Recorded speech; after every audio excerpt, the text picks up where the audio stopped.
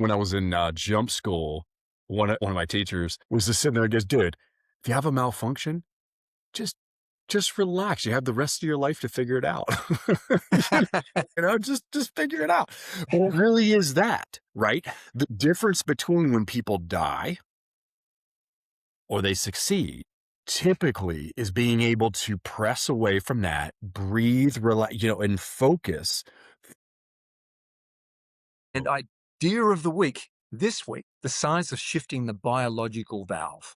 And the biological fine line between fear and excitement, and how operators use breath to bend reality. And we're going to have an exercise at the end of this, the practice of the day we're going to do together, which is bringing it back to the breath. Okay, so when you're standing on the edge of a ramp, 12,000 feet, ready for a night jump, or waiting in the stack outside a door, your heart is pounding, your amygdala dumps adrenaline. The only thing that dictates whether you handle business or freeze up is cognitive appraisal. What story your brain tells itself about that racing heart.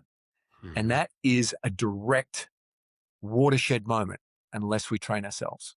The irony is we spend millions training guys to jump out of planes and kick down doors just to teach them how to do what a yogi does on a yoga mat for free, which is to breathe. Yoga, that distance between two things and how you travel between the two moments in time. On the door, stacked, ready to go. You can feel the heartbeat of the boy next to you. You're about to go in. But when the mind is fixated on what's on the other side, the fear, I could die right now. There's a bloke on the other side. He's going to shoot me. It's going to hurt. I don't like this. But it's what we do to bring ourselves back.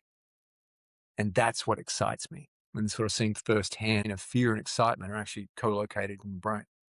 And the only difference between the two is the depth of breath.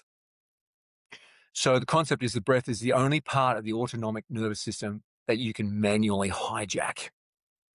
The mechanism is that shallow breathing traps CO2 in the lungs, triggering a primal suffocation alarm in the brainstem. Slowing it down engages the vagus nerve, which tells the heart to drop anchor. You see it in people on scary rides, and you see the videos of them. They go out and they get thrown. They're literally like locking up. There's no breath going in or out of their body. Is amazing that they lock off blood flow to their brain so that they pass out.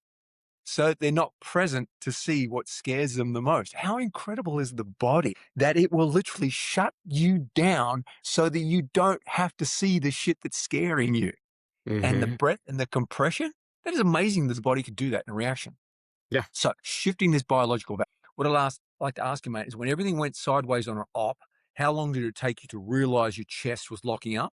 And what was your cue to fix it? I've trained people in this, but I want to hear, what was your cue to fix it? How long does it take to realize that's what's going on? And then to change it. There was a thing when I was in jump school. One of my teachers was just sitting there and goes, dude, if you have a malfunction, just relax. You have the rest of your life to figure it out. The rest of your life. No, it's in your life to figure it out, just figure it out. But it really is that, right?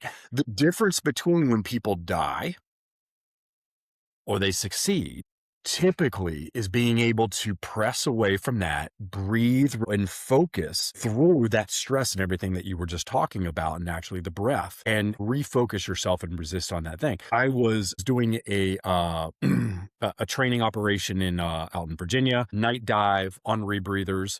I'm down there with just my buddy, and we're doing, we're planting simulated explosives on the side of ships, right? So we're all the way down underneath the ship, where, we're sitting down there. It's pitch black. You can't see anything. I can't even see my buddy. I can just feel him in the water, right? And all of a sudden, my rig goes down, period. It just shit the bed. And nowhere, none.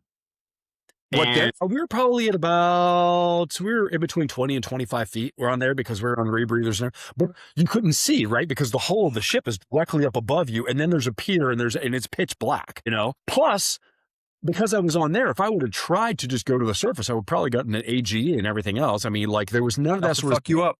Right. So my only solution was to fix the problem or I die. And I remember sitting there and feeling that panic, and I'm starting to drown, and all this other sort of stuff is bearing up.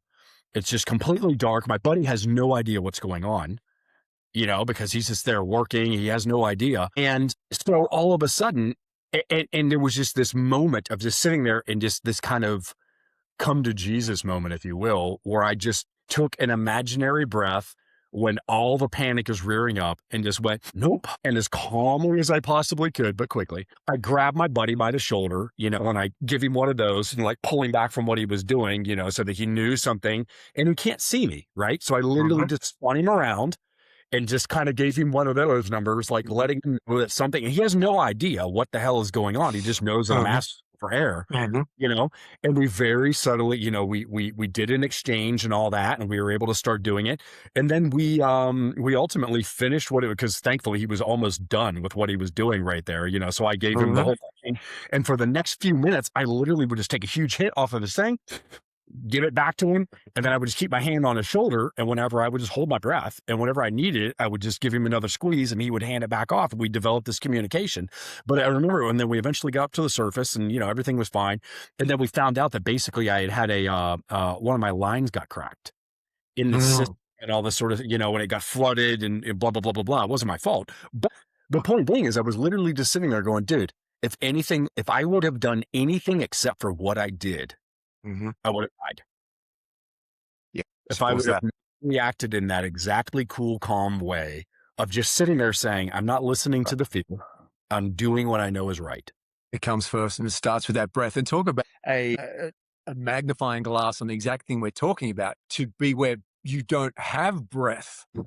You can't take a breath. But what do? You get in control of your nervous system.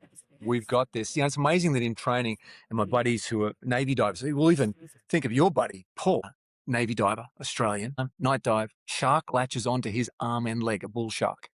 Yep. And your training goes out the window. You only think of one thing, which is regulate that nervous system. That's what comes first, without a doubt.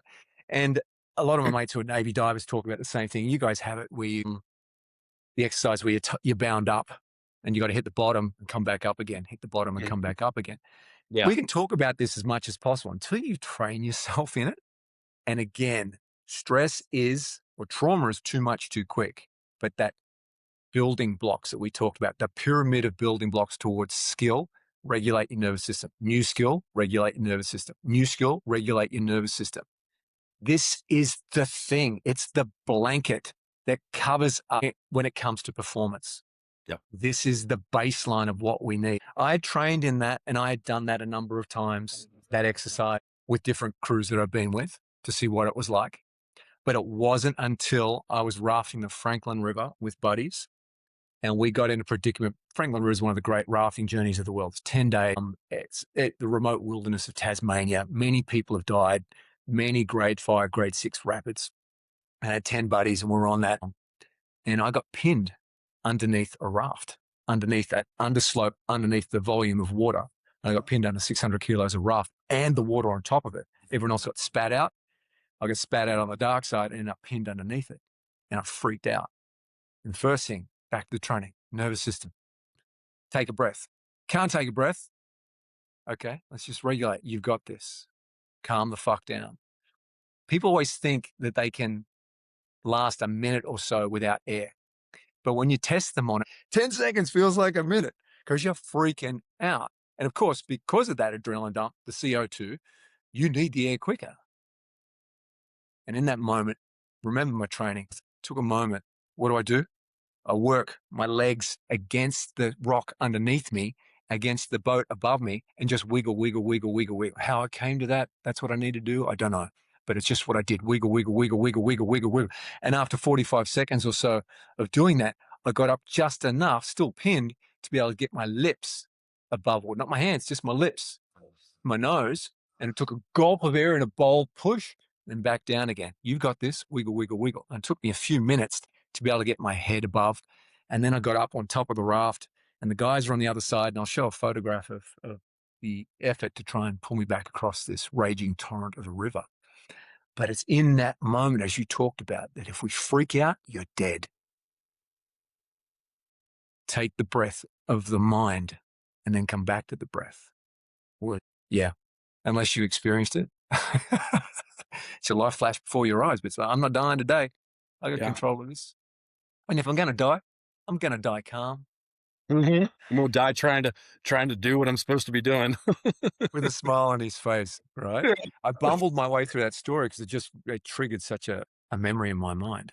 Cool. Okay, so to that end, fear is just excitement without the breath.